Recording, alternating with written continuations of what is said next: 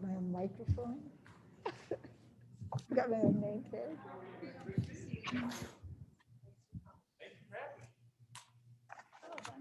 Just, oops, that's really loud. Before we get started, for those of you that are new here, there's microphones on the table that you'll need to use for the Zoom meeting. There should be a on-off button and a light on them. So if you're going to speak, for the people that are joining us remotely or online, you'll have to turn the microphone on so they can hear you, okay? Green light is on. So are we ready? Is everybody here? Wonderful. Are we ready back there? You're ready. Thank you. Excellent. So it is exactly 3 o'clock or 3:30, and I'd like to call our very first meeting of the Reapportionment Task Force of Thursday, April 22nd, 2021 to order. Before we begin the roll call, first of all, I would like to thank you all for agreeing to attend this very important next series of meetings that we're going to be having. Your input is going to be vital to the redistricting of Kane County for the next 10 years. So it's going to be a thoughtful, meaningful process to work in what I hopefully is going to be an effort between amongst us all that is going to fairly represent not only our parties, but also, welcome. Welcome. There was a panic button that was pressed. I'm not sure it was by accident. It's under that table. There's a button under your, Okay, was an under your accident. table. And Absolutely. Okay. Yeah. We're not panicking yet, but thank you.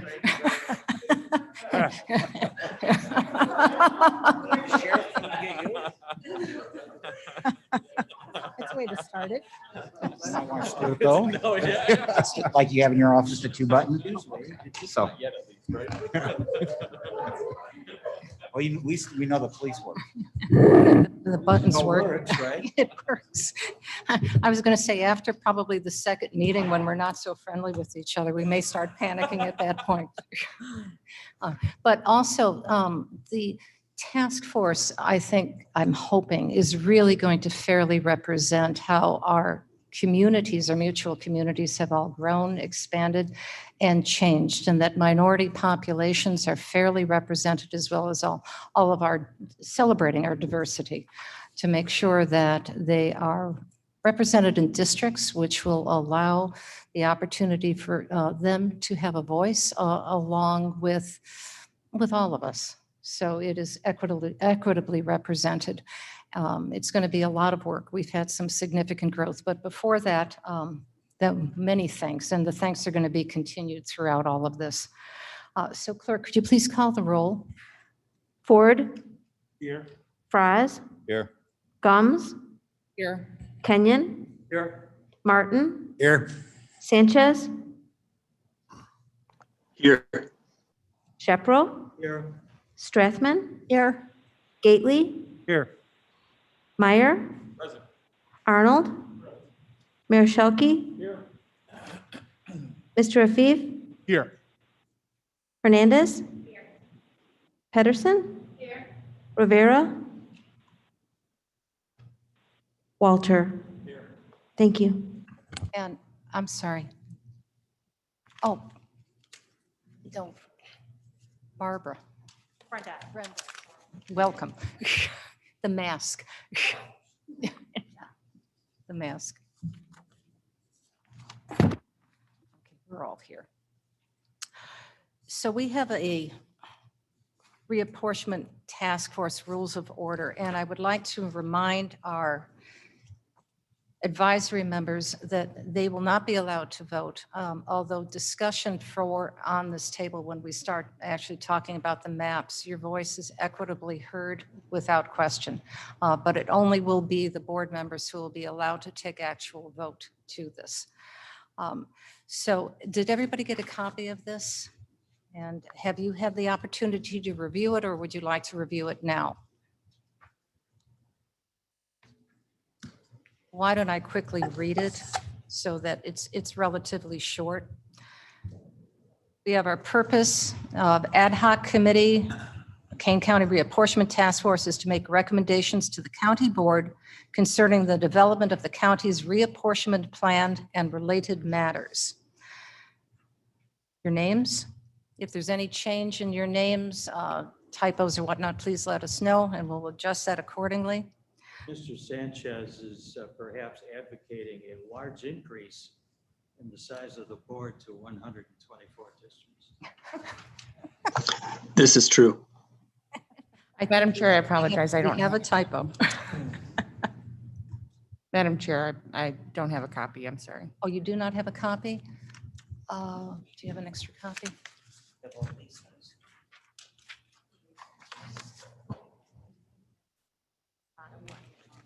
It's important. This is going to be our rules of engagement, so I want to make sure everybody has that. Here's the agenda now. Madam Chair, was it distributed digitally? Because I don't know that I received a copy. This is Mr. Sanchez. Yes, Jane did send you a copy earlier. Okay, I'll double check that. Thank you. If not, if you don't have it, if you could just write to Jane really quickly. She's upstairs and she'll get it to you. Yes. All right, we all beginning? All right, let's go through our rules of order. Voting members of the task force shall have the right to make motions, debate, and vote on any motions properly brought before the task force. A majority of voting members present is required for the passage of a motion. Advisory members shall be advisory only and shall not have the right to make motions or vote on any motions properly brought before the task force. They shall have the right to debate and speak on any matter before the task force. The Illinois Open Meetings Act shall govern the conduct of the task force with respect to the establishment of a majority of a quorum and the notice of posting requirements of meetings. Voting members only shall be counted in determining the establishment of a quorum to begin a properly noticed meeting. However, a member's voting status shall not affect requirements set forth in the Open Meetings Act for properly noticing and holding meetings. The membership of the chairman shall be in addition to the number of members and shall not be considered in the determination of the quorum needed for the conduct of business of the task force. The chairman shall be entitled to vote only in the case of a tie, unless their presence was required to constitute a quorum at a meeting, in which case they may vote on all questions coming before the task force at that meeting. So hopefully we will have a unanimous vote on most of our things. All other rules of order and rules concerning the conduct of meetings not specifically set forth herein and not in conflict with those specifically set forth herein shall be those set forth within Section 2-47 of the Kane County Code, including that Robert's Rules of Order shall govern the conduct of meetings where not inconsistent with specific rules of order of the Kane County Board or of the task force. May I have a motion and a second to approve the adoption of the rules of order? Also move. Second, Madam Chair. And since people may be online, could you please remember to say all your names? Shepro moves. Kenyon seconds. Thank you. Thank you both. Is there any discussion? Yes. One typo perhaps, under C on the second page, the chairman shall be entitled to, it should be chairperson, unless we want to just leave it Chairman as is is. Shall be entitled to vote only in the case of a tie unless her presence was required to constitute instead of their. It can be a her. And a question, just of interpretation. If I understand this, only the voting members are considered for determination of a quorum. Is that correct? That's correct. And so that then brings up the question of what is a majority of a quorum for the purposes of the application of the Open Meetings Act? Because if it's 8, that would appear that a quorum would be 5 and therefore a majority would be 3. That number could change, and if it, as I understand it, the Open Meetings Act will apply to the non-voting members as well in terms of offline discussions and so forth. I guess I'd ask the state's attorney if that's accurate.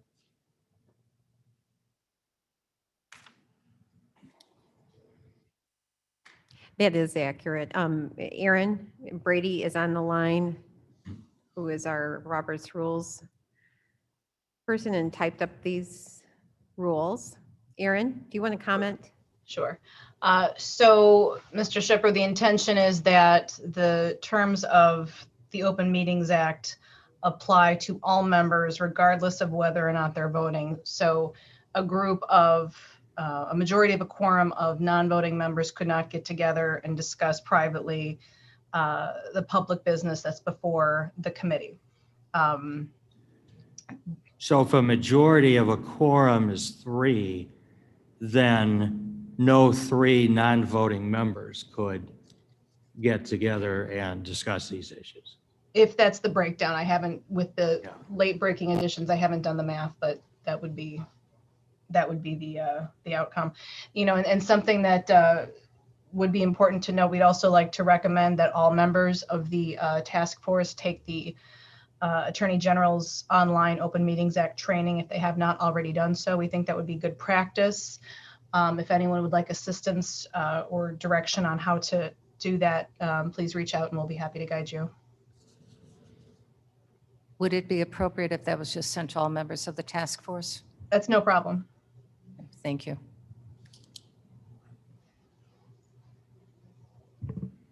Thank you. So with that one adjustment to their, And on page her. 1 under the district. so for we Mr. don't have Sanchez. 124 districts Yes. as of yet. As of yet. May I have a vote? Roll call, please. Ford, Yes. Fries, Yes. Gums, Yes. Kenyon, Yes. Martin, Martin, yes. Sanchez, Yes. Sheffro, Shepro, yes. Strathman. Strathman, yes. Thank you.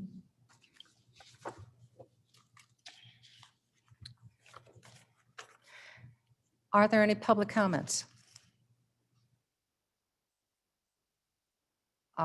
Is anyone online? Hearing none and seeing none here, we can please move on to new and unfinished business. Before we begin, since this is truly an introductory meeting, and I know some of you may not have had a chance to meet each other previously, could we just do a quick round robin? And Mr. Meyer, we'll start with you and we'll just go around the room and just introduce yourself very quickly, please. Thank you. Jeffrey Meyer, I'm here representing the Kane County Public Center. Good afternoon. My name is Junaid the Thief. I live in Elgin, and I'm here representing the community. Good afternoon. My name is Steve Arnold. I live in Aurora, and I am here representing the Kane County Farm Bureau. Cheryl Strathman, District 20, Elgin.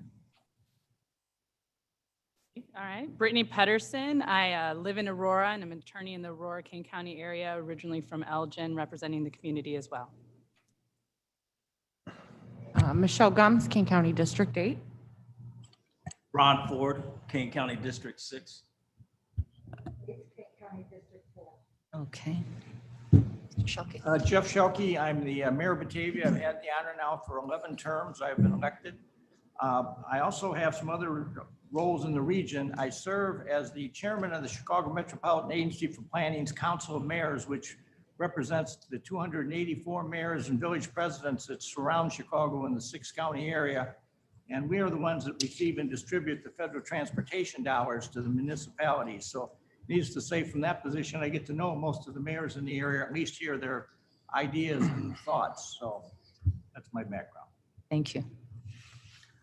I've learned that it's always very difficult to follow Mayor Shelkey when it comes to a resume.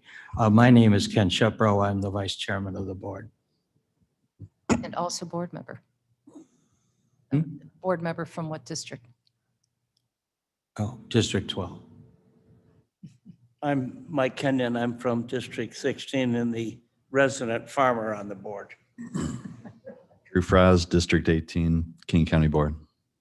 John Martin, District 11, which is about 80% of Geneva and the northern portion of Batavia.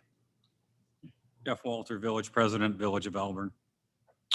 Mark Gately, I'm with the Kane Democrats. Okay, very good. Brenda. Brenda Hernandez, Aurora Township Trustee. Thank you. And Michelle, do you want to introduce yourself too? Hi, my name is Michelle Neerman. I'm the Chief of the Civil Division of the King County State's Attorney's Office. Thank you. So again, welcome all. So you're going to be tasked, this committee, with some serious work, and I mean that seriously. And as I mentioned earlier, very exciting work. If I could have the grace from the board members, some of this information you've already heard yesterday, but I've reviewed it several times myself, and I'm always trying to remember everything that I had learned and said, so it bears repeating. There's a different term between the apportionment and the redistricting, and you're going to be asked to consider doing both. The apportionment, first part of your exercise, is going to be the number of districts that are going to be available for future boards. You'll be asked to decide how many board members you would like to have, and if you would like to have a single, which I think we've already decided, a single district, which is what we need to have right now.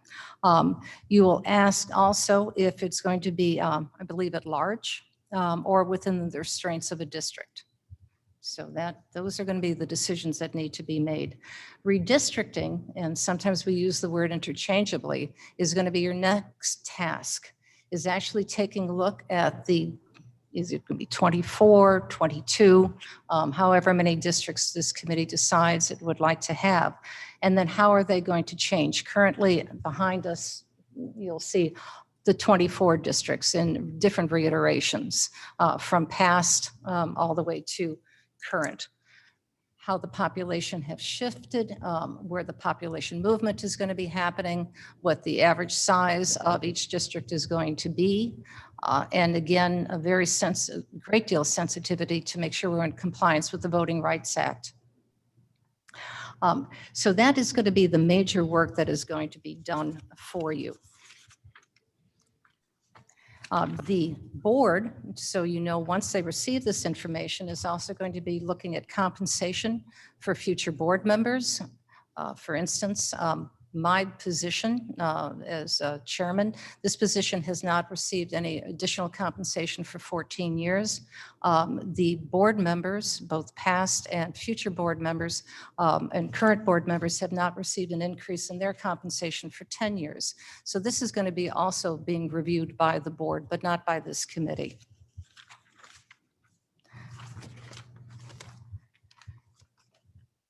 Pending the decision by this committee on how many board members are going to be. And once the reapportionment occurs and the redistricting occurs, the board will also then decide what the term of office is going to be. If they're going to be in a 2-year cycle, 4-4, 4-4-2, or any reiteration thereof. So that will be decided as well. It has been suggested, mandated, it has to be done by September 1st of 2020. The board has elected to have that moved sooner than later. So that most likely is going to be happening before, hopefully by September of this year, rather than September of next year.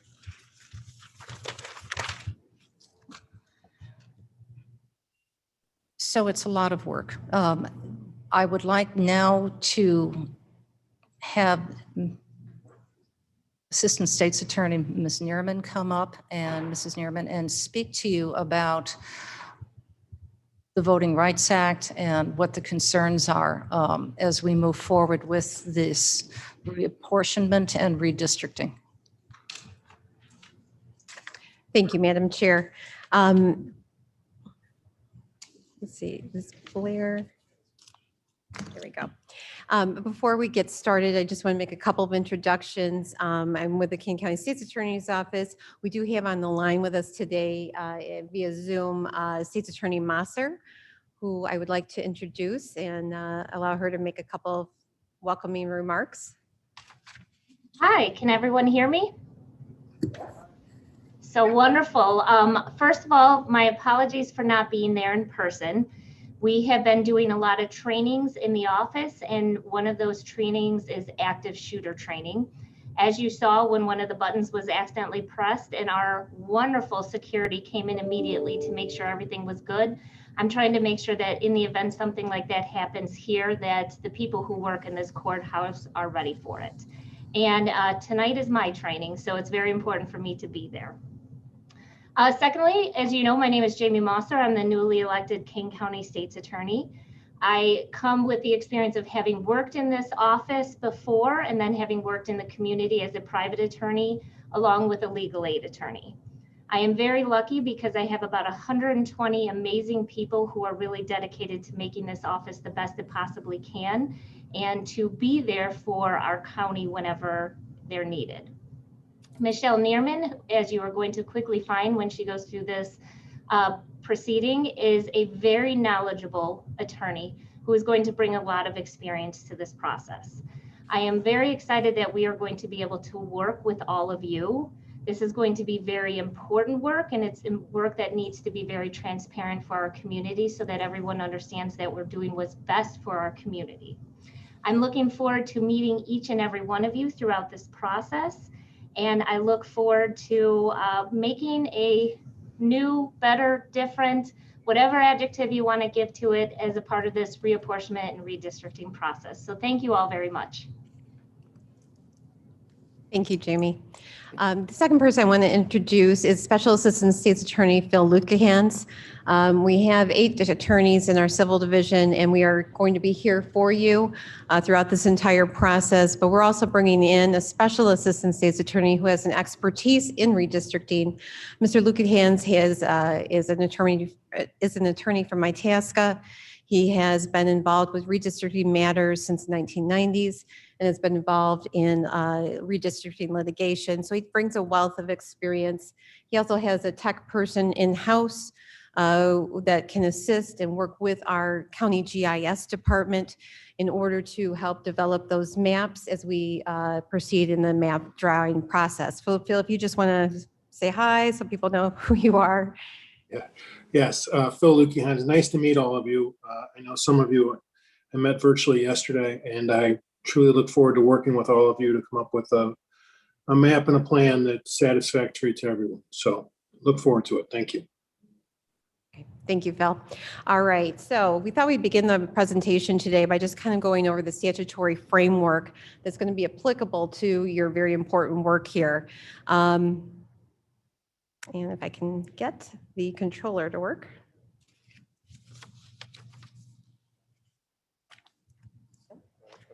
She might have to do it. Okay. You want to do it, Kelly? All right. So what we're going to do is take a very quick overview. I apologize.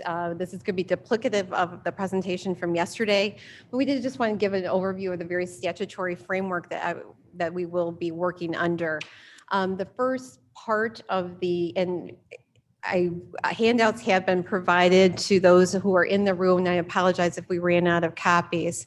But looks like we might have some movement on the screen. We'll just go ahead. So the first.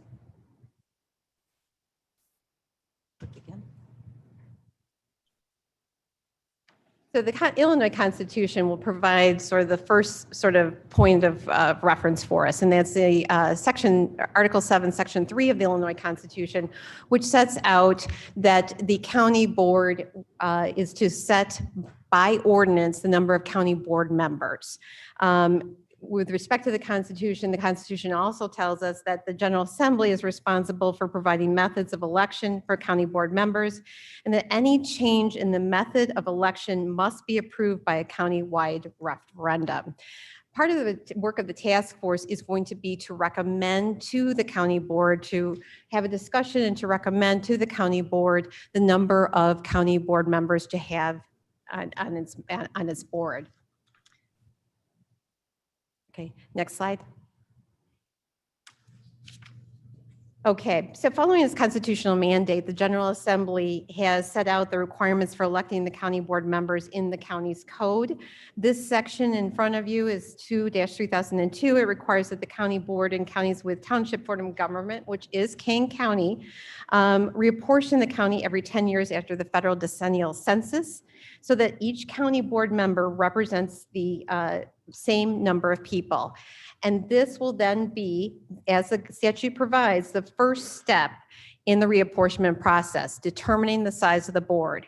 The statute tells us that the board has to be between 5 and 29 members. We're currently at 24 members. Next slide, please. There is a special limit that was designed for DuPage County when it exceeded 800,000 in population. And it sets its board at 18 members. So it generally defines a county who is in excess of 800,000, but less than 3 million, which is Cook County. And that population determination is made as of the decennial census in 2000. In anticipation, the legislature would also include future counties in this 800,000 mark. In 2011, the King County Board reduced its size from 26 to 24 so they could progress at a sort of an even pace towards that 18-member mark. The current data estimates that we have right now to work with suggest that the county will not reach 800,000 until approximately 2050. That's 2050. Next slide, please. Section 2-3003 is really the meat of the apportionment plan, the requirements of the apportionment plan that you're going to have to develop. It sets out 4 basic requirements. The first is that each district shall be substantially equal in population to each other district. Each district shall be comprised of contiguous territory as nearly as compact as practicable. It may divide townships or municipalities only when necessary to conform to the population requirements. Paragraph A above, which is equal in population. And D shall be created in such a manner so that no precinct shall be divided between 2 or more districts insofar as practicable. As noted on the slide up there, population is defined to mean the number of inhabitants as determined by the last preceding federal decennial census, which is the 2020 U.S. Census. Next slide, please. And next slide, please. Okay, so in order to begin the map drawing process, the statute provides that the chairman may, which is optional, present a reapportionment plan to the county board. We are following this task force procedure so that the task force can make recommendations. It all depends on the timing of the receipt of this U.S. Census data. Unfortunately, in this particular year, which we'll discuss a little bit more, the U.S. Census data has been delayed. So this is an optional step and most likely a step that we will not be utilizing. Next slide, please. This section 3004 sets a statutory deadline of July for completing the reapportionment process. If the county does not complete its plan, the county clerk is required under this section to convene the County Apportionment Commission. The County Apportionment Commission would consist of the county clerk, the state's attorney, the attorney general or his designee, as well as the 2 political party chairmen from the central committees. Next slide, please. Further procedures for the if a commission is convened. Next slide, please. 3005 basically requires that once the plan is completed, it be filed with the county clerk. Next slide, please. 3006 sets out the consequences for failure to file a plan and states that if no plan is filed with the clerk, the county board members are elected at large. Next slide, please. This just talks about the election of the chairman. That's just for your reference. It's not applicable in our consideration for this task force. Next slide, please. Similarly, at the time of reapportionment, the county board determines the salary for its county board members and its chairman. But again, that will not be applicable to the work of this committee. Next slide, please. Similarly, the county board will draw by lot the terms for the staggered terms of the county board members to be elected after reapportionment. So that is done after the reapportionment process. Next slide, please. Finally, in terms of the major tasks that have to be accomplished during reapportionment, at the time of reapportionment, after it usually happens simultaneously and then just right after, there's an adjustment of precincts that's done. So you will hear of that and probably will be providing input on the adjustment of precincts. All right, next slide, please. And then we can go to another one. If you could forward to equal protection. Slide, please. Thank you. Next one.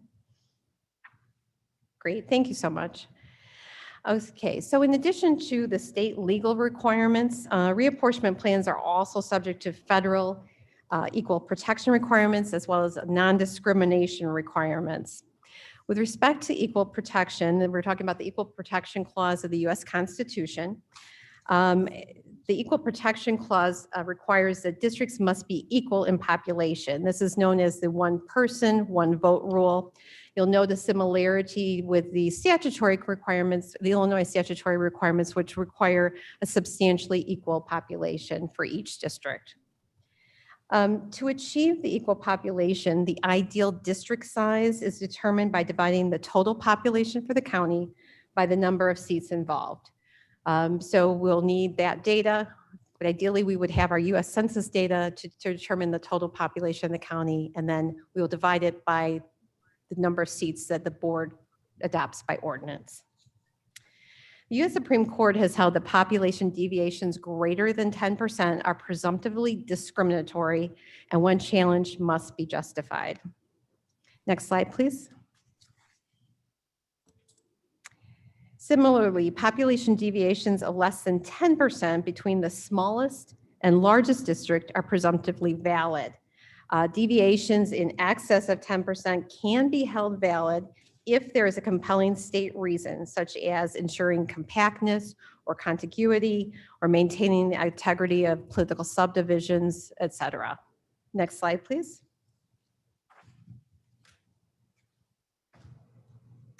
So we have equal protection on the federal side. We also have non-discrimination laws, which are enacted through the Federal Voting Rights Act. And in particular, with respect to reapportionment process, Section 2 of the Federal Voting Rights Act. Next slide, please. All right, so the principles of Section 2 of the Voting Rights Act includes Section 2 prohibits any voting practice or procedure that results in the denial or the abridgment of any citizen's right to vote on account of race, color, or status as a member or status as a member of a language minority group.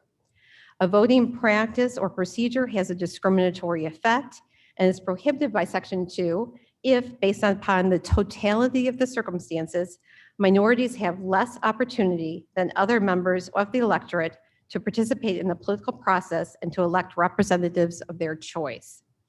Section 2 of the Voting Rights Act also requires that a racial minority have the opportunity to elect a candidate of choice, not that a particular percentage of minority voters be present in a district. Section 2 also prohibits the enactment of redistricting plans and other voting practices that were adopted with a discriminatory purpose. So that's intentional discrimination. Next slide, please. So we referenced before that we cannot deny or abridge a person's right to vote of minority groups based upon race, color, et cetera. Part of that abridgment is vote dilution. So vote dilution is prohibited by Section 2 of the Voting Rights Act. A vote dilution refers to the use of redistricting plans and other voting practices that minimize or cancel out the voting strength of the racial and other minorities. Court procedure precedence establishes that districts cannot be drawn where minority voting rights may be adversely impacted by diluting the voting strength of minority populations. Voter dilution has been defined as fragmenting large concentrations of minority populations into separate districts or concentrating minorities into districts in which they would amount to excessive majorities. So the essence then of Section 2, a Section 2 claim would be that a certain electoral law, practice, or structure interacts with social and historical conditions to cause an inequality in the opportunities enjoyed by minority and white voters to elect their preferred representatives.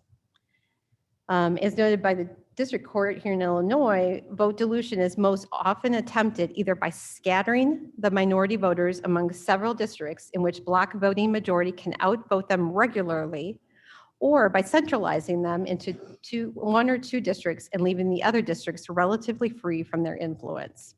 Next slide, please. So we have up here an example of what has been held to be invalid.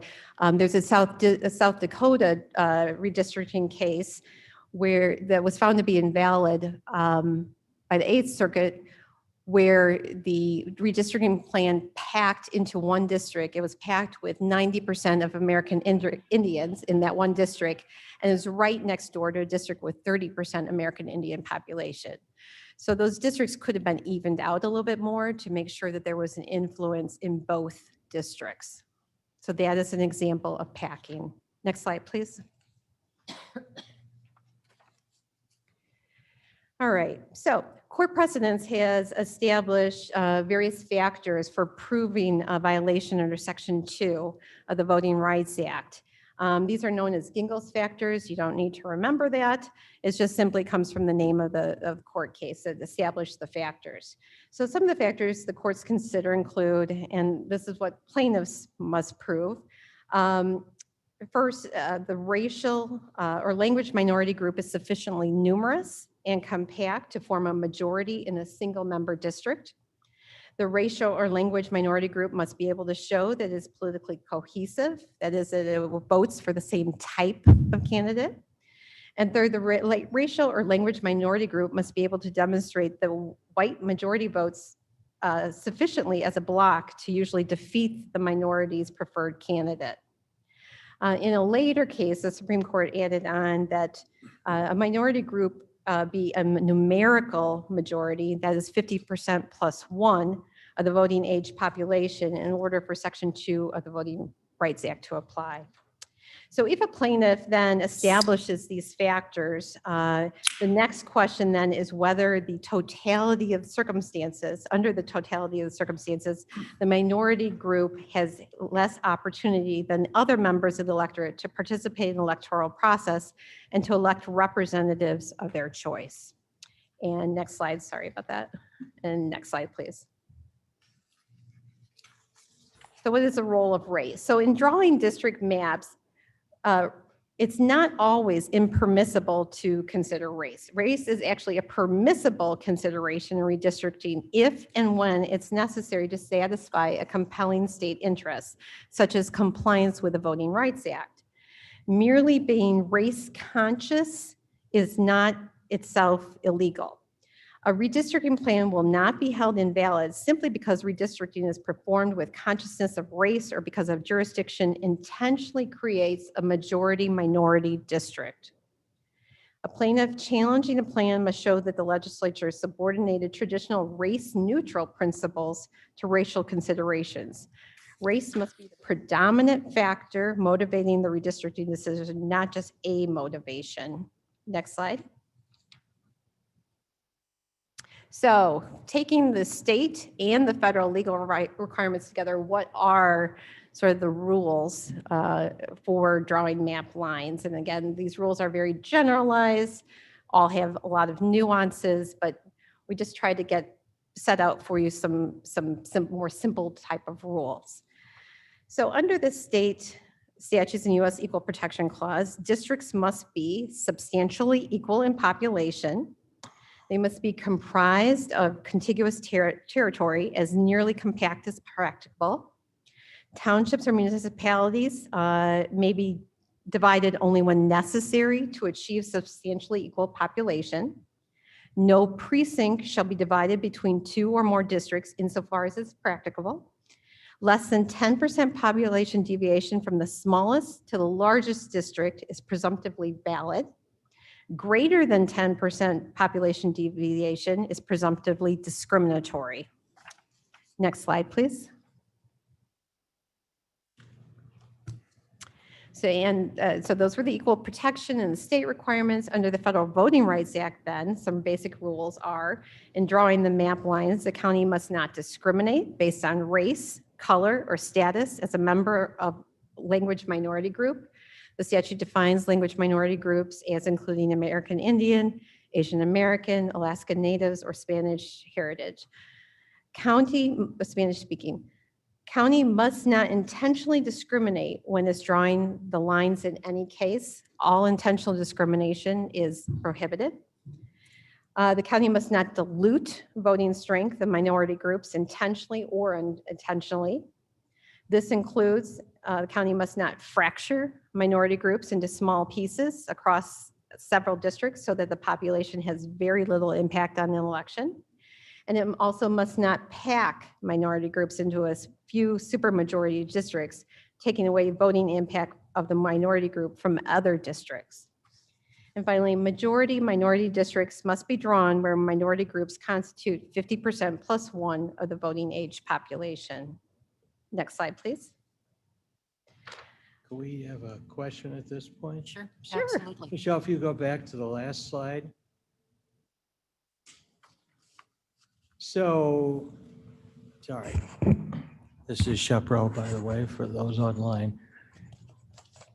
So the last couple of points sounds a little bit like the manager's admonition to the pitcher, don't walk him, don't give him anything good to hit. Because if I read this, you may have to create a supermajority district to comply with the Voting Rights Act, but you can't overpack it apparently. What guidance is there in the cases about that? Or is it pretty much each case rises or falls on its own unique statistics? I think it's very dependent on unique characteristics of the population. And I'll ask Phil Lukahans, who he has dealt with more of the litigation side of this. In terms of Phil, can you add anything to that? Mr. Shepro, you're absolutely correct. It is kind of a fine line you're walking. And then you add the fact that you can't draw primarily with race, and the courts have kind of put you in a position that you're walking, you're right, a fine line. There is no, I would not recommend that you have a numeric number you're trying to hit, because once you do, now you walk into this issue of you're drawing primarily based on race. There are some things that obviously, if you are drawing a majority minority district, you have to have more than 50%. You also look at things such as citizenship as it relates to Latinos, because a certain percentage are not, so you have to build in a greater percentage on Latino districts, especially in those areas that have heavy non-citizen population. There used to be, when I started in this thing, there used to be a rule you needed 60% African Americans to have an effective district, because historically African Americans had more families or had larger families and younger kids because of the larger families, and were not as many registered to vote. And it was 65% for Latinos. That's gone by the wayside. And what you would try and do is check these districts to make sure they are effective. And we can help you do that as we go forward as to what an effective district is. And I know that sounds like I'm waffling a lot because the law is not real clear and I can't give you a specific numeric target, but it's one of those things where I think we can help you get there. I guess what I'm hearing is that just saying 70% or 60% is a dangerous approach. Yes, and if you took a district and Michelle gave you the example of the the Indians out in, I don't know if it was South Dakota or wherever, but if you did put, if someone, not suggesting this county would do that, but if someone put, 80% of the Latinos in a district and next door was a 40% Latino district, you would run into a problem. That's the kind of packing you have to avoid. So while at the same time trying to make it so they have an effective opportunity to elect. Thank you. Any other questions? No? Okay, fantastic. Thank you, Phil. Next slide, please. All right, so we just wanted to kind of outline the various tasks that are to be completed by the county board and will require input of this body, of this task force. The first step, as we've mentioned, is that the county board has to determine the size of the board. And that should be done as soon as possible. Ideally, this would be done, before the middle of May, if at all possible, so that we can then proceed to analyze the data based upon the number of districts the county board has enacted. The second task then is to determine the ideal district size. Again, this is the ideal or the total population divided by the number of districts. Now, the total population, again, by statute, is supposed to be based upon the US Census data, which we do not have. We do have some other types of data that we can use for preliminary planning purposes right now until we have US Census data, or we have a legislative fix that allows us to use some other type of data. Typically, I just wanted to note the US Census data is usually out in March or April. By comparison, this year, due to COVID, it won't be out until the end of September, is what the website says. We might have some raw data in August that we may be able to use. Okay, next slide, please. Question on, Yes. again, if you go back to the slide you just did, Michelle. Could you? The referendum question. I think we touched on that at the board meeting yesterday, but if I understand, statute cannot trump the Constitution. Correct. So does that mean that effectively we can't change the method? If we had a referendum, we wouldn't meet any of the deadlines. It couldn't go on the ballot before next March. So perhaps that may moot some of the discussion about other alternatives. That is our interpretation. I agree. That is our interpretation. So what we would do to comply with the statute is simply restate that we are electing members from single member districts. Single representative, single member. Yes. Correct. But if we were to say, we're going to go to 12 two-member districts, it would be your opinion likely that would, if challenged, would not succeed until there's been a referendum. Yes, that is correct. It says only changes can only be made by countywide referendum. Yes, thank you for pointing that out. So just to confirm this, when this committee this task force makes this recommendation, it can go up to 29, or it can go down to 6. 5, actually. 5. I recall imperfectly something that suggested that once you had gone down, you couldn't go back up. There's a reference in there that as of, I think it was in the 1960s or something, you couldn't exceed your board size that was in existence on a certain date.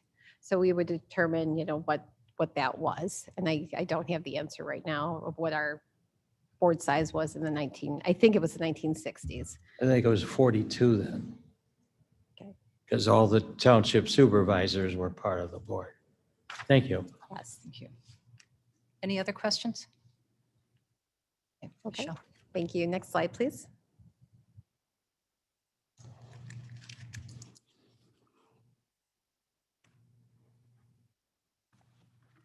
Okay. All right, so once the ideal district size is determined, once you determine the size, the county board determines the size of the board, the ideal district size is determined, the county board will then proceeds to develop a plan, a reapportionment plan. We are utilizing the task force in the county to make recommendations and to help develop those preliminary plans for the county board's consideration. Again, normally plans are developed in May and June. We're still going to try to do that in terms of developing a preliminary plan. Obviously, the 800-pound gorilla in the room is the fact that we don't have our U.S. Census data. Again, as pointed out up here, the deadline in the statutes, which has not been changed at this time, is July for the county board to complete its reapportionment. In addition to drawing the maps, we've gone over the other types of things that the county board does. You see there the last bullet point that simultaneously with all of this reapportionment, we're also going to be looking at adjusting precincts. The precincts are supposed to be between 500 and 800 people, or voters, I'm sorry.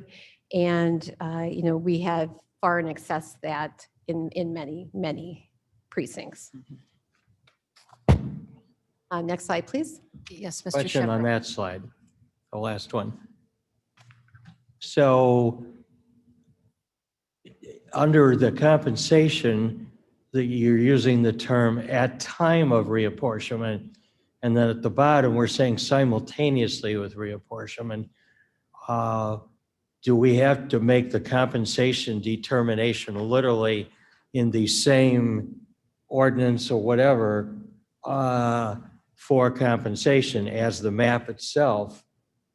Or is it within some reasonable time frame? And it's, I guess, the same question about the adjustment of precincts. Precincts have to be adjusted. So the statute uses at the time of reapportionment for the salary portion of it to determine the compensation. So it is a shall determine at the time of reapportionment compensation to be paid. In essence, is what the statute says. There is no consequence for that, except that you do need to set a salary, and I've got to refresh my recollection on the statutes. You've got to set the salary prior to the next election or it's not valid. You cannot, a board member, that's the case of the That's law 180 provides, days. you can't vote yourselves a pay raise during your term. This has to be applicable to a future board. Future board. Yeah. I believe it's 180 180 days prior to the election for the term at which the salary would take effect. Correct. Correct. That's correct. That is correct. So you have that for this compensation. With respect to the adjustment of precincts, the county board does have a duty under the statutes to adjust precincts every year. And that usually that happens in June. I think of every year, June, July of every year. There is there's no consequence necessarily for not adjusting it. It basically says that if you don't do it at that time window, it kind of, you do it next year, basically, is what the statute says. But it does have a provision within the adjustment of precincts under the election code that you are supposed to do it after reapportionment, after legislative districts are drawn, et cetera. So it is a mandatory, but there is no consequence in that section of the statute. Isn't there also another section that mandates the state's attorney to bring an action to divide precincts under another set of guidelines? It provides that elector can ask the state's attorney to do that. I'm going to ask, we are, because of sensitivity of time, we have several other opportunities for presentations. Okay, all right. All right, so if we move on to the next slide then. All right, so as we touched upon, the largest challenge for us this year is the fact that we don't have US Census data. The statute requires that we use US Census data. So we have to, and I'll combine this with the next slide. In order to address this challenge, we either need a legislative fix or we need permission from the court to go beyond our statutory deadline. We either need that or we need some sort of legislative fix that allows us to use other types of data. And Brian Pollock's going to talk more about the legislative efforts. Next slide, please. All right. So what we did, given the current inability to use anything other than US Census data, we did list out here, and we don't have to go through these, but we did list out for the county board the various tasks that could be performed prior to us receiving US Census data. So as the Madam Chair appointed the Reapportionment Committee, there are a number of different things you can do. First of all, of utmost importance is setting that size of the board. You're making a recommendation to set the size of the board that will then go to the county board, and we can kind of proceed with planning. We can proceed to develop a preliminary draft plan using data that is available to us, which the county has is under ESRI provider, ESRI software provider that uses American Community Survey data. There are some limitations to that data, but that would be a good way to start off in terms of developing a preliminary plan. And there could be a legislative fix and would actually perhaps adopt the use of ACS. I think that's in consideration with some of those bills that will be drafted and submitted to the legislature.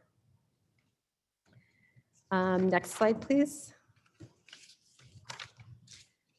Then we just laid out for you the basic process once we do get US Census data or other data that is approved by the legislature or approved by the courts for us to use. And so in essence, what you do, and Roger Fonstock, the executive director of IT, is going to further explain this to you. We download that data to create in our ESRI platform to develop the maps. And it's, I'll let him do the tech stuff because I will never do it justice. But we will develop the maps. You will give input on that. You'll make recommendations. You're going to be talking to community groups, minority organizations, the general public, residents, all interested parties to try to get information to supplement the data we have so we can identify issues so that you can have the best map possible for the county. And then it'll be submitted to the county board. The county board will adopt it, and hopefully it'll be a unanimous decision. And hopefully it will stand any court challenges. But at any rate, we thank you all for your work. It is a very important job to make sure that all residents of Kane County are represented equally. And we just really thank everyone for their dedication and their willingness to volunteer for this task. With that, if anyone has any other questions, otherwise I will turn it over. Oh, yes. Mr. Meyer? Very briefly, one housekeeping matter. I certainly don't have any objection to the presence or involvement of a particular legal expert to guide the Microphone. mission or task force in its duties, but I do want to know, how does Microphone? Microphone. there? Is it on now? Okay, sorry about that. I'll learn the protocol, I promise. My question was concerning the appointment of or retention of a special assistant to guide the task force. I certainly have no philosophic disagreement with that, but I do want to know, how does that comport with the Smollett decision, the Kim Fox recusal case in Cook County? The court in that case seemed to have a very skeptical view of the retention of special assistants absent or without using the process prescribed by statute for appointment of a special prosecutor. And their decision wasn't just confined necessarily to the facts of that case, but what they said is that if the state's attorney is not absent, sick, or unable to perform their duties, then in that circumstance, you have to go to court to have the court appoint a special assistant. But their conversation goes beyond that and says that, this notion of special assistants just being unilaterally appointed by a state's attorney's office is not something that exists in statute. It's by law, it's the county board's responsibility to set the number of state's attorneys or assistant state's attorneys, and they were very skeptical of that. So I'm just wondering, have we dotted our I's and crossed our T's in that regard here to make sure that we don't have any conflict or problem with retaining outside counsel to assist us with this? That's part of my question. Then I guess the other half of my question is, where are the funds coming from that are paying for retention of a special assistant to help us in this process? Is that coming out of the state's attorney's budget? Is that coming out of the county board's budget? Yeah, I'm not sure it's extremely relevant today, but in terms of special assistance, parties can go to court to try to have a special prosecutor appointed by the courts if there's some sort of conflict or unavailability of the state's attorney. Historically, our office, as well as offices all across the state of Illinois, have appointed special assistant state's attorneys when they need just simply additional expertise or staffing, to be quite honest, outside of the state's attorney. So it's more of a contract attorney in essence. The state's attorney does have a budget for outside counsel. And so initially, at least, that's what we're going to be drawing upon, is that budget for outside attorneys. So it's very common, whether it's in civil rights cases or, if one, say, a deputy is sued or something like that, and we have a conflict of interest, they've been sued in their individual capacity for punitive damages, say, we will appoint a special assistant state's attorney in that regard. So the concepts are a little bit different in terms of the statutory concepts versus us appointing someone as more or less a contract attorney. Well, there is no express conflict of interest here. State's Attorney Mosser isn't recusing herself from representing the board in this, right? So we're talking about the other basket where the state's attorney's office is seeking outside counsel to assist them with what is their statutory and constitutional responsibility to advise the board in this regard.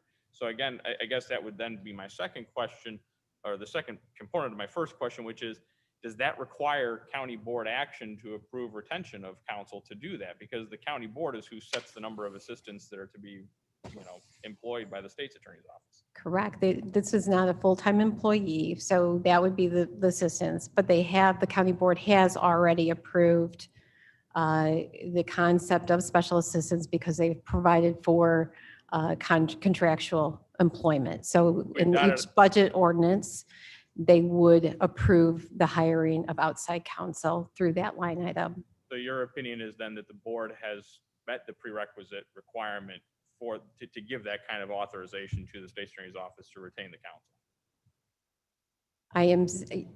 If that is the theory we're going on, which I'm not sure I completely buy into, but if that is the theory we are proceeding on, then in any case, the county board has approved it by adopting that budget ordinance.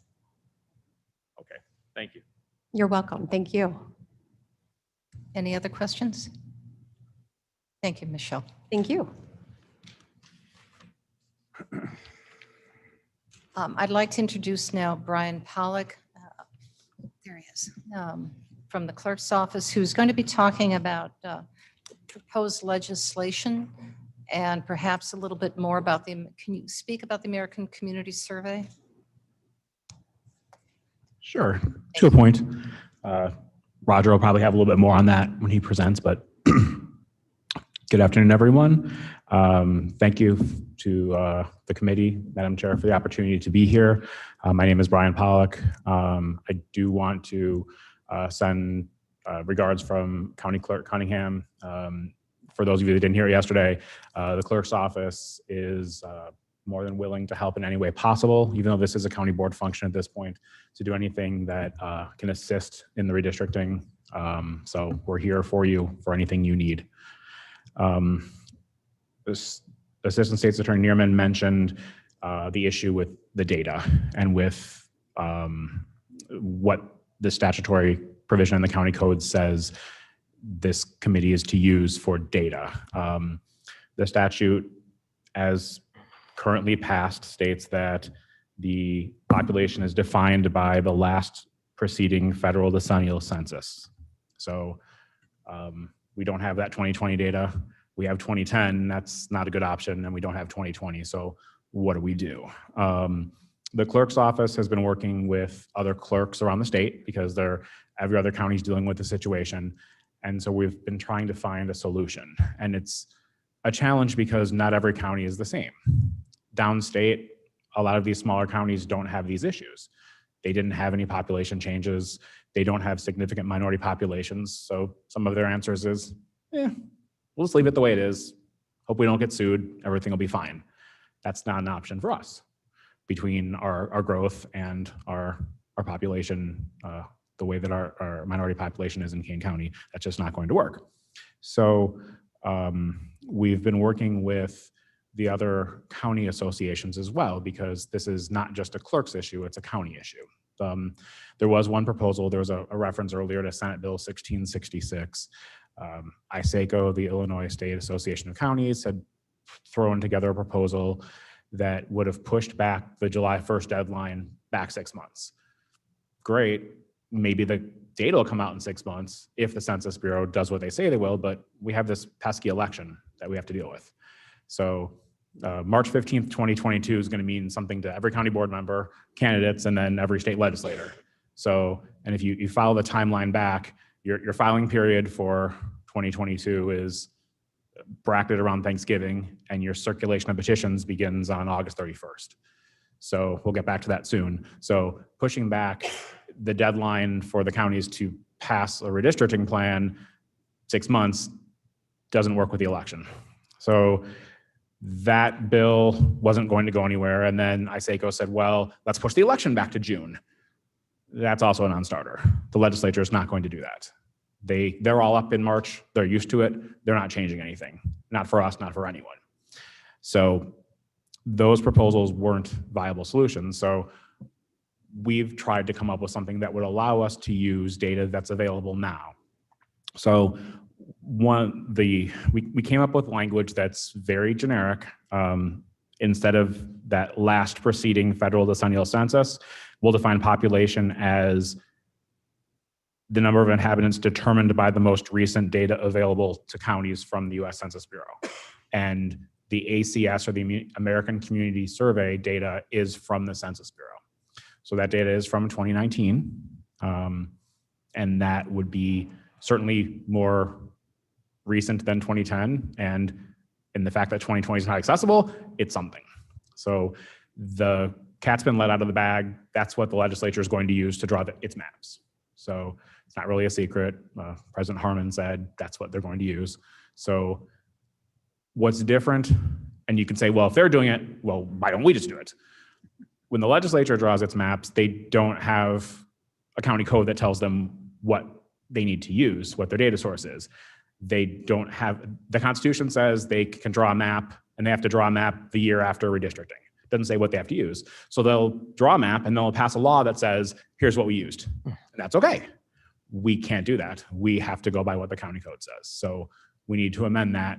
And so the issue is if that's good enough for them, and there are questions about, there's always a lawsuit. So I'm not going to talk about the merits of what's going to pass. I'm not acting as a lawyer here, but if the state's using it, the theory is, it's probably good data and it's something that we can use.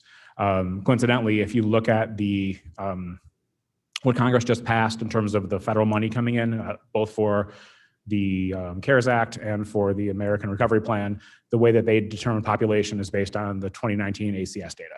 So the feds use it, the state uses it. So that's the proposal that counties are looking at to use that data. So we've got buy-in from the Illinois Association of County Clerks and Recorders, from the Illinois Association of County Board Members, and from UCCI, the United Council of Counties of Illinois. And so all the county groups and the clerks groups have decided that if we can come up with an answer, then we can take that to the legislature. We have spoken to the sponsor of Senate Bill 1666. Again, that's not working, but Senator Holmes has indicated that once language comes in that's approved by everyone, she'll work on it. And there's another option that we're looking at as well with a bill that's already been passed through one house that might be easily tweaked and amended too. So we have a couple paths to do this, but really that's really our mission at this point, is getting something so that you're not waiting and having a real data source. I mentioned the timeline earlier. The statute says July. From the clerk's standpoint, July is probably a safe bet in terms of if you want everything ready for the election cycle to run on time. It's, as I mentioned, the petition circulation season starts at literally the end of August, the beginning of September. Unfortunately, you can't just pass something the day before and expect that the machinery is going to run on time. We have to update, you're going to be changing districts. So we have to update all that information into our voter registration system. We have to inform the voters. We have to draw the maps. We have to, it takes time to do this, and there needs to be some lead time. So getting it done by July would give, if you're passing at the board meeting in July, that would give us, 45 days or so to get things done. So it's not just the statutory deadline, it's also realistically being ready to run an election. So I'm trying to keep this short, so that's what I have. If there are any questions, I'll be glad to answer. I got a question. One question for Mr. Shepro. So I think you may have answered this already, but there's been some discussion about, well, you adopt a map now and you tweak it in September. What does that do to the preparations that you talked about? It seemed to me that that's maybe not quite starting over again, but pretty close to it. From a efficiency and running an election, that would not be a good option. Yeah. From a legal perspective, that's probably something different too, but that's not a good option. And as I recall, a number of clerks were talking about the lawsuits that were filed before the 2020 primary with respect to minor parties and so forth. As I recall, either the clerks were initial defendants or intervened, saying, we can't do what you are ordering us to do. I think at that time, it was a July deadline or it was August deadline for the November election. So I assume that there would be significant practical difficulties, whatever the legal framework is, if everything is left as is. We have to follow what the statutes tell us. If a court tells us something different, that's a different story. But when it comes to this, we have to follow the law.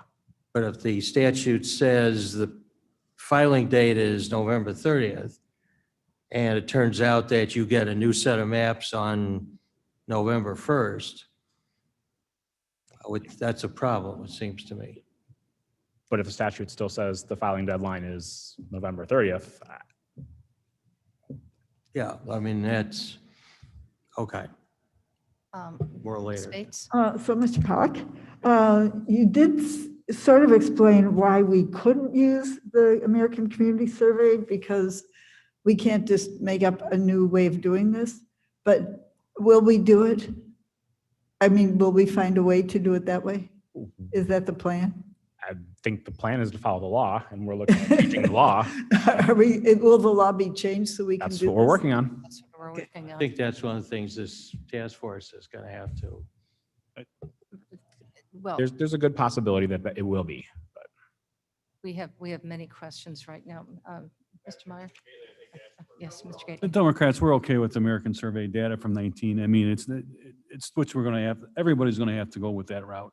Every county in the state is going with a remapping process. Everyone's using that same data that I'm aware of. It is the only data That's the available. data we have to use. So we're okay. No problem there. So my quick question was, did I hear that though the competing problem is that there's a county ordinance or there's a county language that only allows for the census? So the county. State statute in the county code, yes. Right, so the county code would have to be amended to allow us to use this PCS data first. Then we could use it to meet our July deadline, correct? Correct.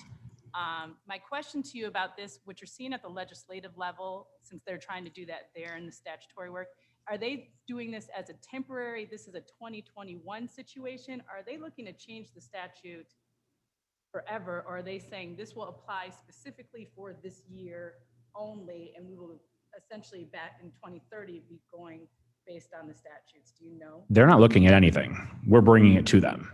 Because it hasn't been on the radar. So we had language that originally said only if you don't get data by this time, and it turned out to be long and tortured. So with this language, it still says the most recent. So if everything goes back to normal in 2030 and the data comes out, in March of 2031, that's still the most recent data. So by using that language, it doesn't say you have to use ACS. It says the most recent data available. If the most recent data available is the actual census data, great. That's what we want. So this doesn't change that. It's not giving a county the choice to say, well, we like this one better than this. No, it's whatever the most recent data is.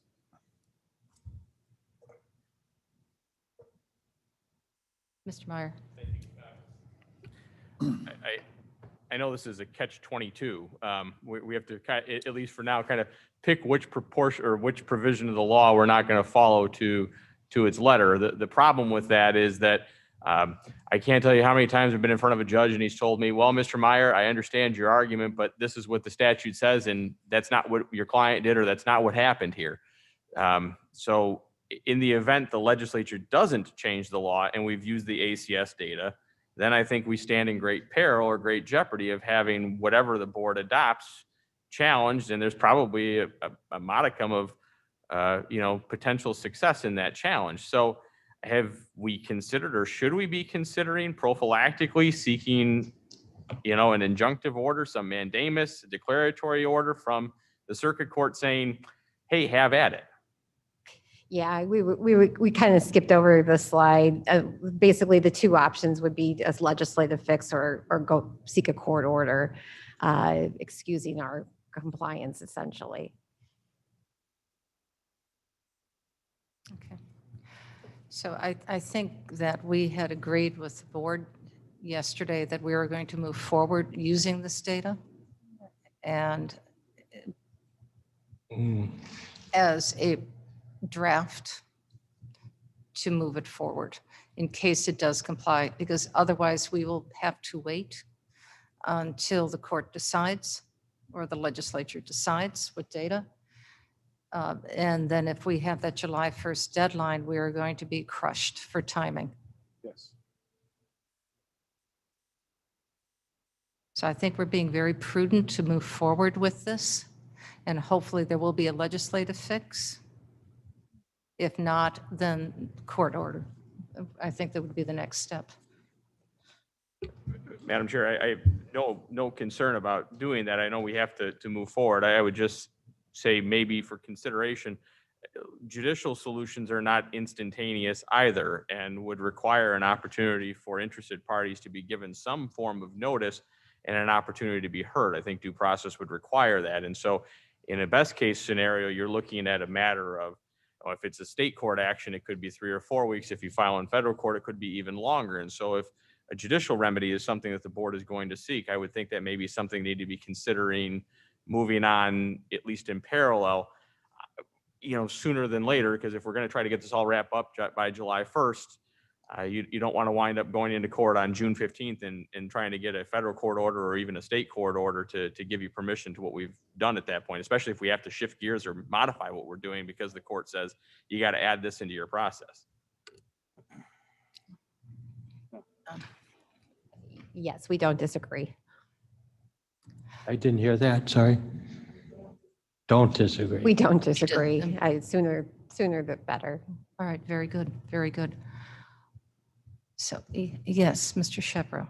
I would think that a prudent candidate faced with all the potential difficulties of what if this doesn't happen? And now you're scrambling to meet deadlines which you may not be able to meet anymore.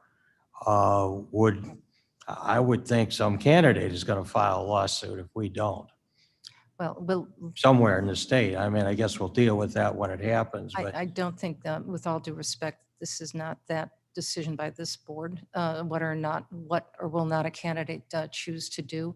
I think this task force is truly assigned to develop with the best data that we have at this point, to take a look at the reapportionment, size of board, and then the redistricting and how that is going to work to make sure it matches population. So if we can, thank you for that, those comments, though. If we can continue.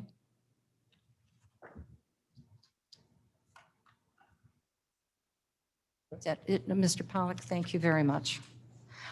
Now, the next one, which is probably, I think, the most engaging, which we're all here for, is to take a look at population size and how it has changed in the maps. Thank you, Madam Chairman and members of the task force. Carson, you got the right slide. Okay, good. Thank you. My name is Roger Fonstock, and I'm the Chief Information Officer for the county, and I also run the county's Geographical Information Systems Department. So we do maps. So the good part is that in my tenure here at the county, we have done this twice. I was here when we did the 2000 census, the 2010 census, and then now the 2020, which we're waiting patiently for. In the process of doing this, the last time they did redistrict, they reduced the size of the board. So we had a lot of drawing to do in the last version of the maps, and that was approved back in 2011. Up near Madam Chairman in the center is the map with the current population, and that's the one up on the screen. The one to the left, my left, right of Madam Chairman, is what the populations were in 2011 when they redistricted. There's another copy of a map we'll share with you that was from 2000 census that was completed in 2001. That's in a electronic distribution we'll get out. And we'll have some of these other maps up and available in the room as you folks are here meeting. This map, I think the most interesting part of it, Carson, if you'll go to the next slide, is the population changes and some of the sizes of the district. This shows you the population of the districts as of the most recent ACS estimate based on the 2010 census. So they take the 2010 census, and every year they're doing the American Community Survey on a 5-year type of cycle where they update and they do a survey of a small sample of the communities. And from that, they extrapolate and they extend that to the population. So this is population. It has race and ethnicity. And that basically is represented by district. We also sort it by population. But what you'll see is there's some districts that have grown considerably, maybe as much as 20%. There's other districts that have grown, somewhat less. There's districts that have, large Hispanic populations and some that are relatively small. You'll see, a lot of change between the last census and what the community survey has done over the last 10 years.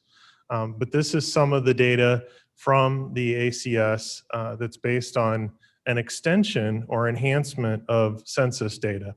Now, the one thing I would point out is that there is a margin of error, and that's, I think, the concern. We don't have the census data. It's not supposed to be available till September. And that's what the time constraint is for getting the actuals from the census. And I think Madam Chair has even suggested or stated that, even if we get those in September, there may be some questions about, methods and things that may not be entirely accurate or that we have concerns about with that anyway. So right now, the best, most accurate data that's used for planning, that's used for decisions in Illinois, in Kane County, has been the ACS data that's extended from the most recent census. Carson, if you'll go to the next slide. We also have provided in this packet the state of Illinois representative districts, so you can get an idea of what those look like. We also have population. Carson, if you go to the next slide, that is respective of the representative districts in Illinois. Again, you're going to see some of the population changes. What we're going to do as an IT department, and we're here as staff to help you with getting information, getting maps, working on the recommendations from this task force to formulate that into new maps, new numbers, bring them back so that you can consider those, and then we start over. I refer to this a lot of times in terms of review, analysis, recommendations, revision. And it's an iterative cycle. You're going to go through it several times before we get to the final map that's going to be recommended. We plan on using legal and demographic advisors, so demographers and legal assistants. I know State's Attorney Neerman already mentioned the legal counsel. We're going to be working with our GIS team and some professional demographers to help us, not necessarily with the numbers as much as understanding what the representative numbers mean in an area. How is it, put together, the neighborhoods, the school districts, the general population that makes up what would be a district, just to help us understand, help you understand, so you can make some informed decisions about where you draw lines. We've had over the years challenges where you're drawing lines through neighborhoods, through front yards, backyards, down streets, around buildings. It really helps to get a feel for who you're affecting, what you're impacting, and how that looks on a piece of paper may be different than if you're out in the neighborhood talking to people. So there's been some discussion about how do we reach out and pull in some focus group type of information. We're going to be working with you on that. But again, the meat of this, or the most work, is getting those maps drawn and going through that iterative process. Couple of other things that I would mention is that our GIS team has been together with us for a considerable amount of time. We probably have 20 years of GIS expertise in that department. They're very good at what they do. They've generated all the maps that we've provided over the last 20 years. I think that with consultation with legal and the demographers will give us a really good map. It'll be very informed, educated opinions about what we have. So in that regard, you're in the driver's seat. You really have good staff, I think, that will help you get through this. One other piece of information, you're going to be meeting frequently, and we need feedback from this group, from the board members and task force. We're going to be focusing in, kind of laser focus on what comes out of this task force. So we've already informed kind of the peripheral, the people outside of that they have to go through this task force to conduct business, for us to work on maps, for us to consider any changes. So as you're talking with people, please remember that any of the work that we ask GIS or the staff to do, we need to come through this task force and through legal, so we follow the proper channels. We want to make sure that all the steps get followed, dot the I, cross the T. We have some time constraints. I mean, Brian Pollock mentioned some of those for elections, but there's also a lot of dates in the statutes and legal part of it that we have to follow. So having those constraints are important. A few other things, Carson, if you go to the next slide, please. This one is the congressional districts in Kane County. So you get the 14th congressional district, takes up most of the county. I will tell you that back in before 2010 census, 14th congressional district was, I think, all of the county. So we've had a couple of the other districts kind of creep into our county over the years. If you go to the next slide, Carson, there's, again, demographics and data. So you're going to see this constant theme where we're talking about population, we're talking about the size of the districts.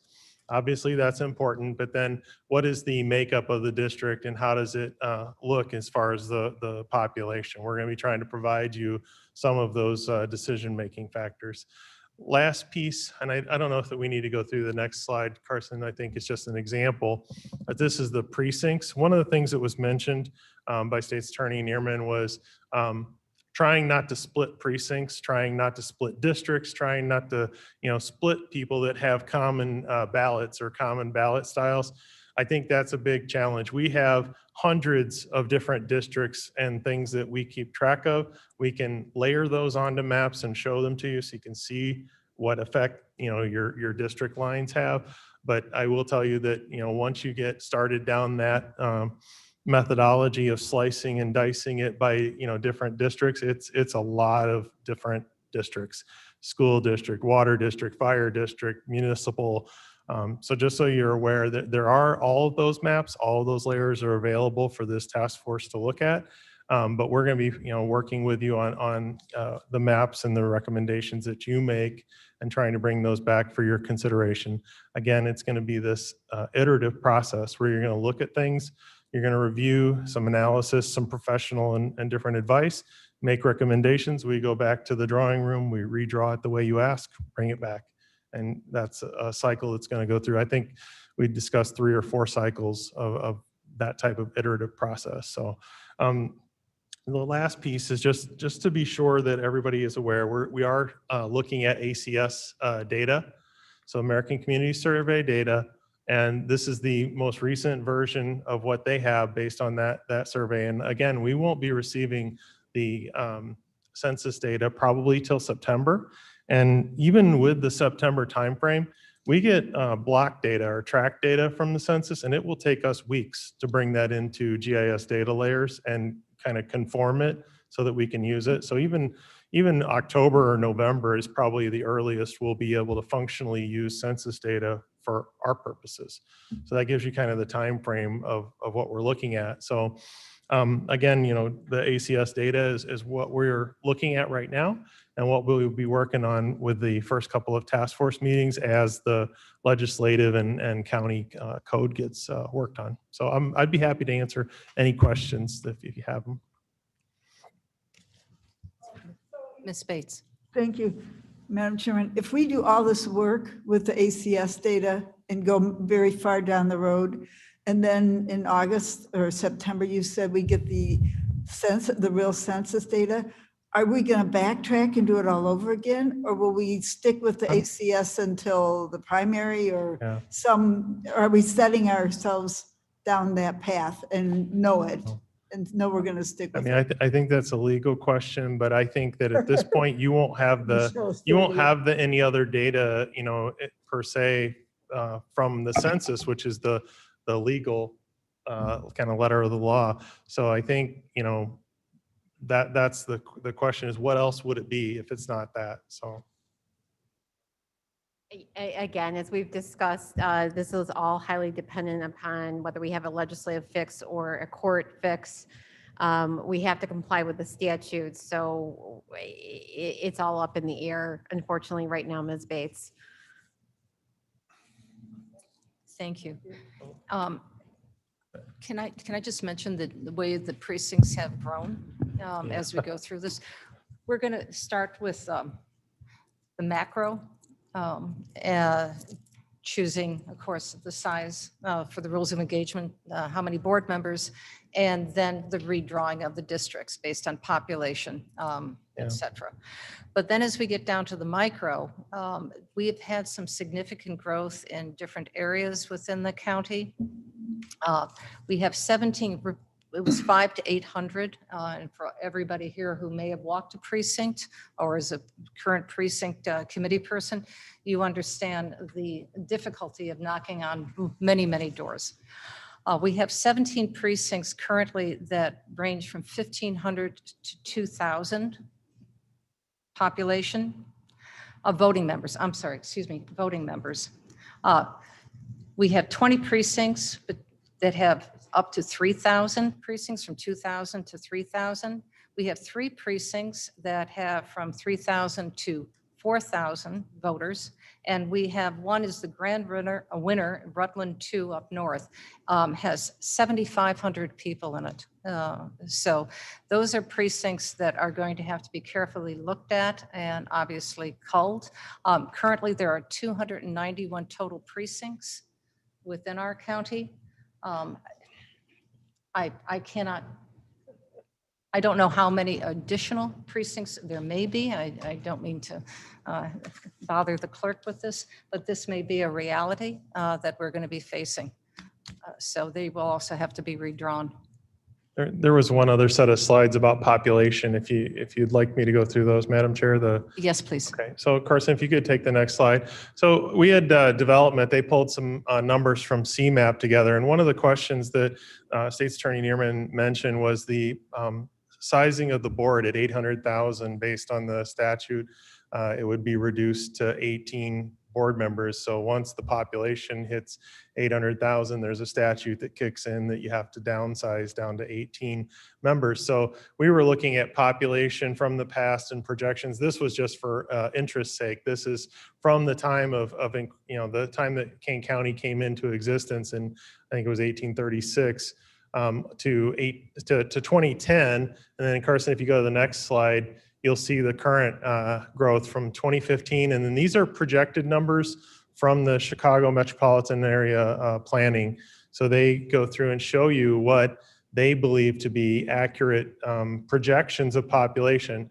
If you look at 2020, we're somewhere in the 530, 540,000 range right now. So they're a little over projecting. But if you go out, they don't really project us hitting that 800,000 population till sometime beyond 2040, 2050. So it's on track. We're growing. We're actually growing at a rate kind of disproportionate to some of the other collar counties and areas downstate. We're growing faster, but it still doesn't show us projecting out to 800,000. But in the next 2 census periods, you're going to see that start becoming a reality.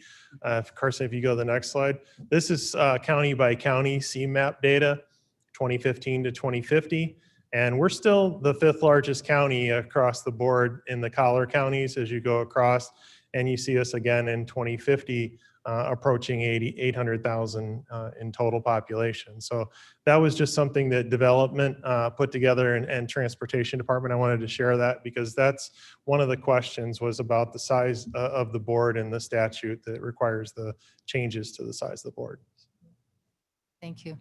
Yes, Mr. Shepro, question. As I recall, the number we used for CARES Act was what, 532,000 approximately?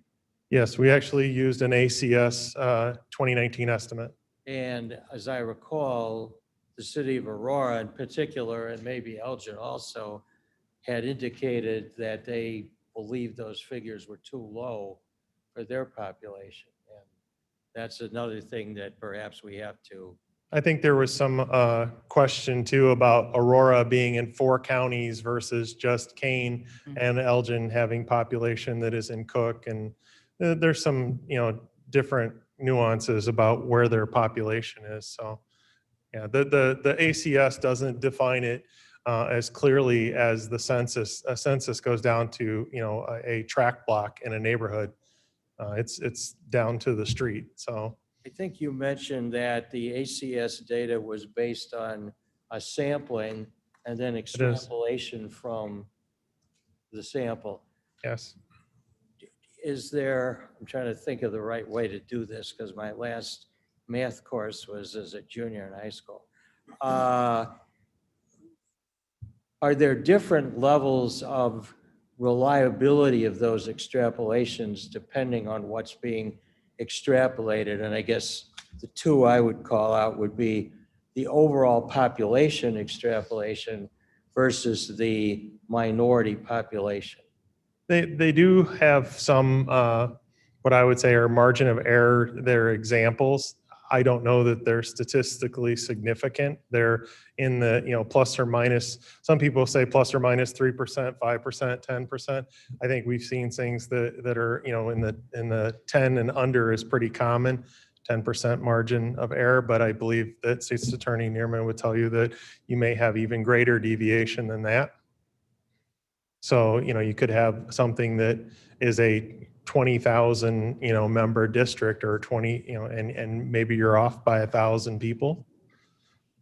That's kind of a margin of error.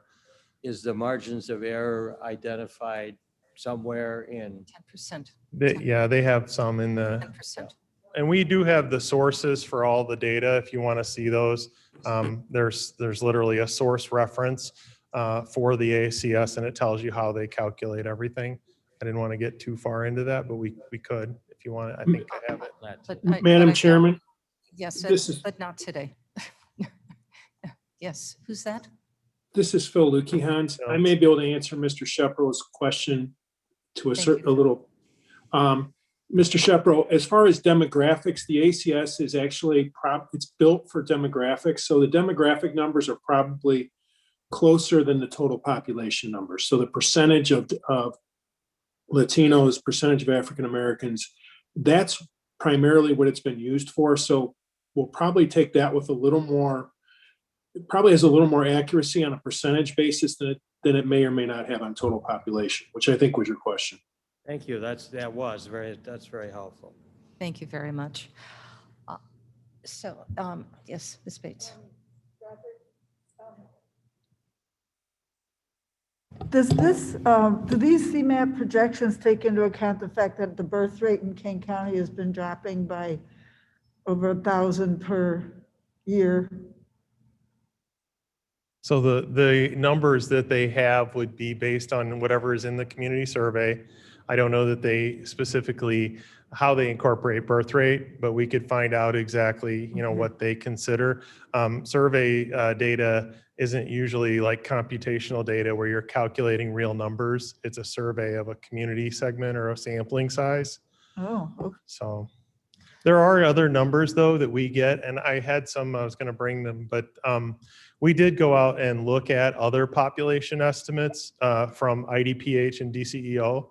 And there's some other sample data that we can use to kind of cross-reference while we're doing this and say, well, IDPH says that this is their reference population within, and where did they get that from? They did their own study based on their own data. And we can use some of those as good, reference points to see how far are we off from what ACS says. So is there any, abnormality or difference that we should notice? I did that with the gross population for the county. And I think I came up with two numbers for 2050 that were within 5,000 people.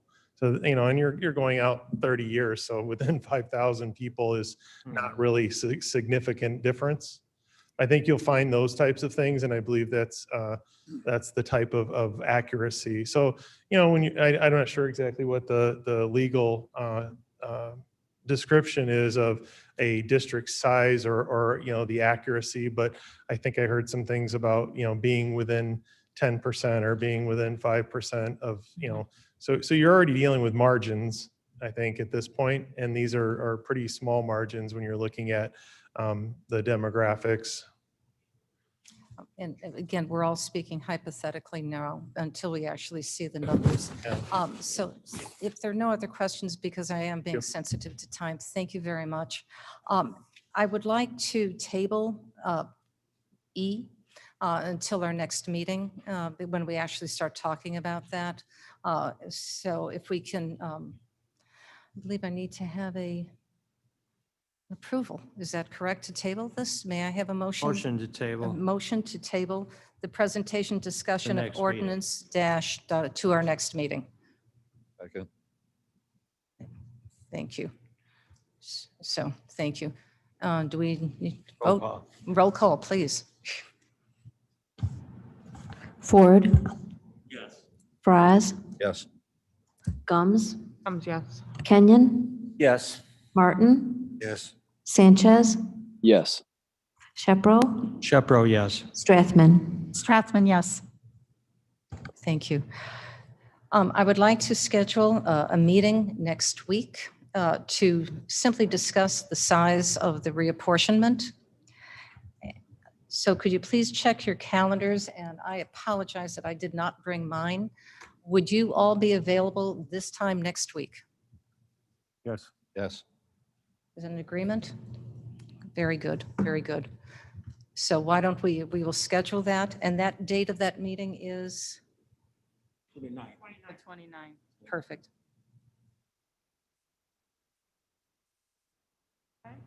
Same time, same place. At 3:30. What I will ask you to do during that period of time is to reach out to your communities, have a conversation with them, ask them how they feel about either keeping the board size the same, how they would feel about reducing it. If it were to be reduced, I believe the recommendation, so that it doesn't shock the system too much, would be slight, simply by 2, so bringing it down from 24 to 22. So it is a gradual decrease, or it can stay the same. And if we look at the numbers the way they are now, we have a bi-decade, so that no changes literally have to be made if we obey the letter of the law, since we don't have to worry about it till 2050, but the following 3 decades, then starting in 2030, if the law is not changed and if it does remain the same as it is today, the future boards will have to do that. So that'll be something that we can talk about at length, to see what that looks like and what your communities feel. Yes. I would make a request of our attorneys. One of the considerations, perhaps the principal consideration that seems to be driving the conversation about the size of the board, is this Naperville, what we describe as the Naperville provision, where they mandated that their board be certain size.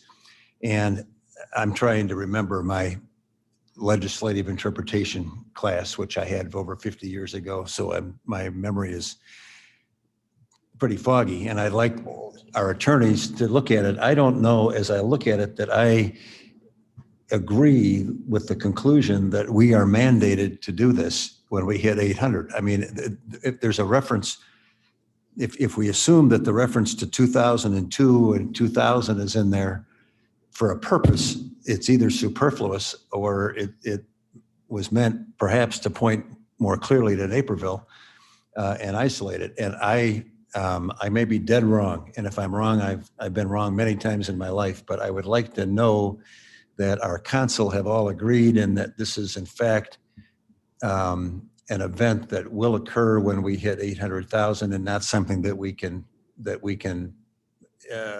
feel comfortable not worrying about. As the legislation stands right now, it does not apply to anyone other than DuPage. However, it was anticipated that back in 2011, that when they were doing planning and reapportionment, it was anticipated that future legislation would be adopted to apply to us at that time. So as the statute reads right now, I agree with you. It does not apply to future counties that reach 800,000. It's just anticipated that new legislation would be enacted to apply it. And they were going to do that in 2011? That's sort of the premise they worked under in 2011. Well, they were anticipating that the legislature would change. And I know Ken had a really nice explanation yesterday regarding sort of the history and, the likelihood moving that of the they're moving down the goalposts, boat. basically, yeah. My concern is this: we've got a skillet that's about this big, and we've got enough fish to fry that we're beyond the size of the skillet, and at least amongst the 6 people I've been able to talk with, there's not a huge concern about the size of the board being anything different than 24, and I don't want to be chasing that issue and complicating other aspects of what we need to do here, unless it's just, and even if it is necessary in 2050, and I'm not announcing one person's state of mind, I might say no.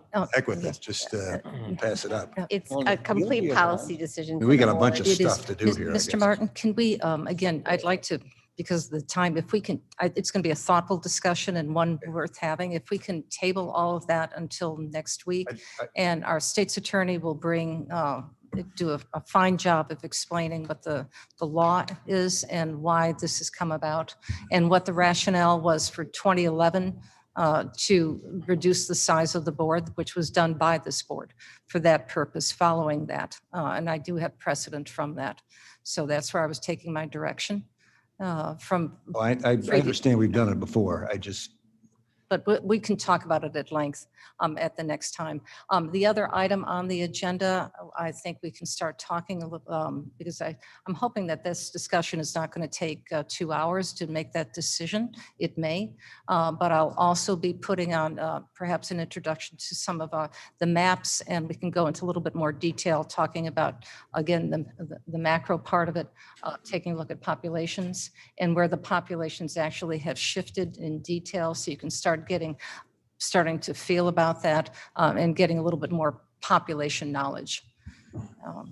And the one other thing before I let you all go, if I may, I think it's very important that we reach out to our communities as we go through this. I want to make sure that it is an open process and one that is meant because of the current climate of wanting to make sure that all voices are heard at this table, that I would like to have minimum of three, perhaps even 4 reaches out to our community so that there would be the opportunity to bring community members to their community, not have them come here to Geneva, so that we can meet with them and discuss the maps per their district to make sure that they are well represented. So certainly Aurora would be one, Elgin, of course, somewhere in the midsection, and then perhaps because of the large growth that has happened up in Rutland, an appropriate place up there as well. So that would be my recommendation, and I would hope that representative members of those communities would be joining us there to listen and to learn what people have said, and actually to make record of their recommendations, because they do know their community best. Would you put that on the agenda for the next meeting? I will definitely put that on the agenda for the next meeting. So, yes, sir. Excuse me, this isn't directly relevant, but for those who are not aware, Mr. Weber formally submitted his resignation letter yesterday afternoon, effective, I believe he said, May 3rd, which would be the moment that he would be sworn in as an alderman. And so that at least impact the number of people voting on some of these issues. Okay, thank you for that. If there is no need for an executive session, may I have a motion to adjourn? Move to adjourn, Madam Chairman. And your name? Mike sir? Kenyon. Thank you. Second, I'd Shepro. like to get us out of here. You have things to do. Aye. Any nays? Okay. Again, thank you very much.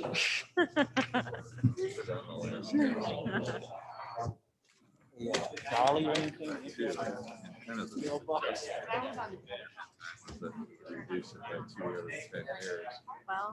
All your years. The real reason it we was, reduced it by 2 is 2 Shepro. people. Easier, I'll tell you that. No, it hasn't. I really. We reduced it by 2 is 2 people. A lot of people are